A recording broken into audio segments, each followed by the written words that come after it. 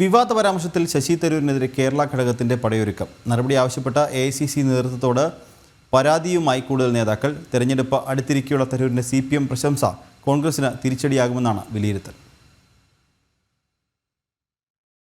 KPCC നേതൃത്വം ഔദ്യോഗികമായി തരൂരിനെതിരെ പരാതി നൽകിയിട്ടില്ലെങ്കിലും വ്യക്തിപരമായി സംസ്ഥാന നേതാക്കൾ കേന്ദ്ര നേതൃത്വത്തെ എതിർപ്പറിയിച്ചതായാണ് വിവരം.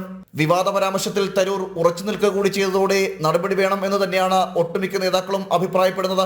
തരൂർ AICC അംഗമാണ്, അതിനാൽ നടപടിയെടുക്കേണ്ടത് ദേശീയ നേതൃത്വമാണ്. ഈ സാഹചര്യത്തിലാണ് നേതാക്കൾ പരാതി നൽകിയത്.